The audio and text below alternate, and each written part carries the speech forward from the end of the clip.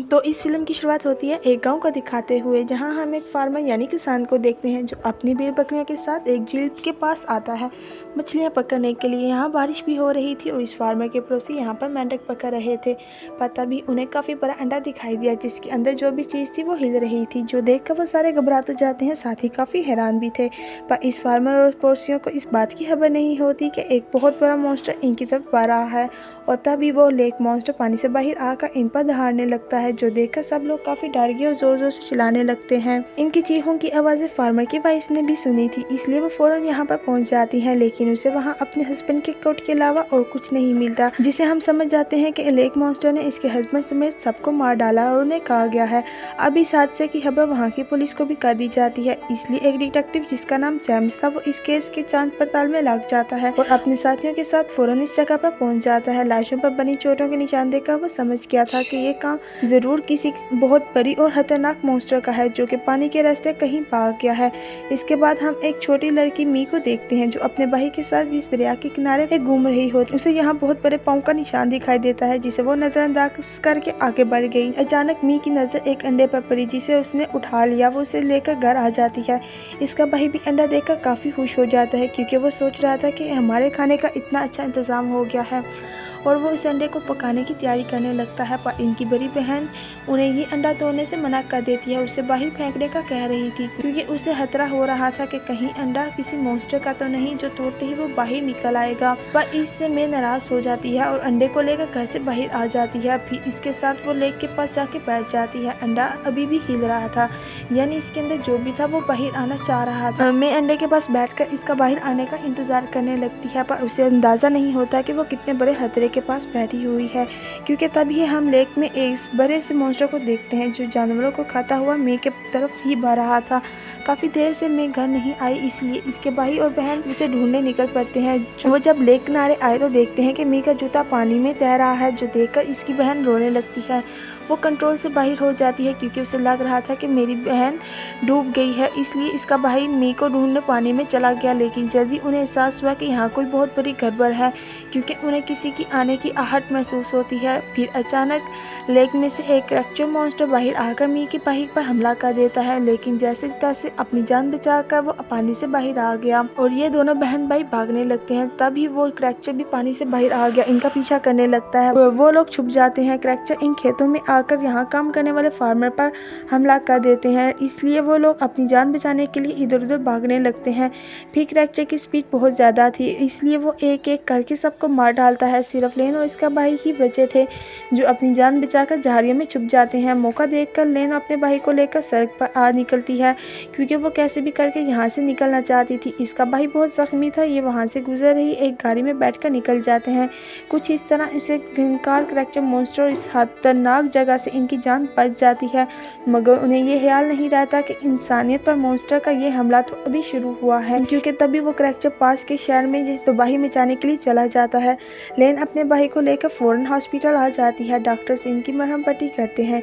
जल्दी पुलिस को भी मॉन्स्टर क्रेक्चर की इस हमले की खबर हो जाती है और ये भी उन्हें पता चल जाता है कि इस हमले में 2 सर्वाइव जिंदा बच गए हैं, यानी लेन और इसका भाई। इसलिए पुलिस कैप्टन लेन और इसके भाई से इस केस के बारे में पूछताछ करते हैं। लेन उन्हें मॉन्स्टर क्रेक्चर के बारे में बता देती है और ये भी कि इसने सबको कितनी बेरहमी से मार डाला, लेकिन कैप्टन इसकी बातों को यकीन नहीं करता और वापस पुलिस स्टेशन आने के लिए निकल पड़ता है। और कैप्टन को इस बारे में खबर की जाती है कि इसलिए वो फॉरेन सेंटर आने के लिए निकल जाता है, पर तभी तक काफ़ी देर हो चुकी थी क्योंकि वहाँ बस लाशें नहीं देखने को मिलती हैं और कोई जिंदा नहीं बचा था। लाशों की हालत देखकर अब कैप्टन को भी यकीन हो गया था कि ये सारी तबाही लेक से आने वाले इसी मॉन्स्टर क्रेक्चर ने की है, इसलिए वो अपने लोगों के साथ उसे मारने का प्लान बनाने लगे। जिस बीच उन्हें ये बात पता चली कि हमला करने के बाद क्रेक्चर इस लेक में इसलिए चला जाता है क्योंकि वो लेक को छुपने के लिए इस्तेमाल करता है। अब कैसे भी करके उन्हें इस क्रेक्चर को पकड़ना था, इसलिए कैप्टन इनकी 2 अलग अलग टीम्स बना देते हैं। एक टीम को डिटेक्टिव जेम्स लीड कर रहा था और ये लोग सारा प्लान बना देते हैं कैसे हम इस क्रेक्चर को पकड़ना है। अब जेम्स जब वहाँ से निकलने लगता है तो तभी उससे एक और बड़ी खबर मिलती है। कि उसे अपनी बेटी के स्कूल जाना होगा। दरअसल जेम्स की बेटी एक काफ़ी बिगड़ी हुई लड़की थी जो आए दिन स्कूल में लड़ाई तमाशे करती रहती थी। आज भी इसने स्कूल में हंगामा खड़ा कर दिया था, इसलिए जेम्स को स्कूल जाना ही पड़ता है। वो प्रिंसिपल से माफ़ी मांगकर अपनी बेटी को साथ ले लेता है और लेक के लिए निकल जाता है ताकि वो अपनी टीम को जाकर लीड करे कि उन्हें क्या करना है। इधर हॉस्पिटल में लेन अपने भाई का ख्याल रख रही थी, जहाँ तभी इसके भाई को एक ड्रामना सपना दिखता है जिसमें वो इस स्क्रैचर से लड़कर उसे हराने की कोशिश कर रहा था, लेकिन जल्दी इसकी आंख खुल जाती है। वो अपनी बहन लेन से बात करने की कोशिश करता है। उसे एहसास हुआ कि स्क्रैचर के हमले की वजह से इसने अपने बोलने की सलाहियत खो दी है और लेन नोटिस करती है कि इसकी भाई का बर्ताव काफ़ी अजीब हो गया है।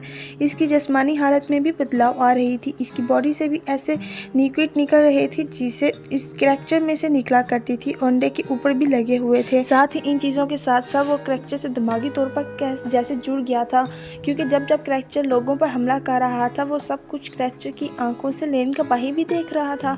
इसलिए वो जल्दी से ये सब कुछ एक पेपर पर लिख देता है, जिससे लेन को स्क्रैचर की लोकेशन का पता चल जाता है, यानी इस टाइम वो कहाँ है। इधर पुलिस कैप्टन अपनी टीम के साथ स्क्रैचर को पकड़ने सैंडर में आ जाती है, जहाँ तभी इसका पास लेन आई। वो कैप्टन को अपने भाई का लिखा हुआ पेपर दिखाती है और बताती है कि मेरा भाई आपको इस मॉन्स्टर तक ले जा सकता है। तभी यहाँ लेन अपने भाई को लेकर आ जाती है। वो स्क्रैचर को ढूंढता हुआ आगे बढ़ता है और जहाँ बाकी सब भी इसका पीछा करने लगते हैं। लेन का भाई एक बिल्डिंग की तरफ इशारा करके कहता है कि वो स्क्रैचर अंदर है, इसलिए वो लोग इस स्क्रैचर की तरफ बम फेंक देते हैं। पर इस बम से स्क्रैचर को कुछ होता तो नहीं है, लेकिन वो गुस्से में आ जाता है और इन लोगों पर हमला कर देता है।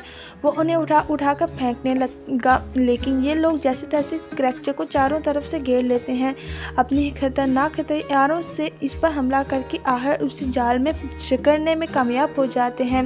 लेकिन जैसे जैसे वो मॉन्स्टर को मार रहे थे, हम देखते हैं कि लेन के भाई की भी दर्द हो रही थी। ये देखकर लेन समझ जाती है कि मेरा भाई किसी तरह इस स्क्रैचर से कनेक्ट हो गया है, इसलिए वो इस तरफ आ जाती है जहाँ वो लोग स्क्रैचर को मार रहे थे। उन्हें रोकने के लिए लेन पुलिस कैप्टन के पास गई और कहती है कि उन्हें रोक दीजिए वरना मेरा भाई मर जाएगा। ये सुनकर कैप्टन ने जब चेक किया तो उसे पता चला कि जैसे निशान स्क्रैचर के जिस्म पर है, वैसे ही निशान लेन के भाई के जिस्म पर भी बने हुए हैं। इसलिए कैप्टन के पास स्क्रैचर को सिर्फ पकड़ने के अलावा और कोई रास्ता नहीं होता, तो उसे मौत से बचाने के लिए वो स्क्रैचर को अपनी गाड़ी में लॉक कर देता है और अपने साथियों को कहता है कि स्क्रैचर पर नज़र रखें।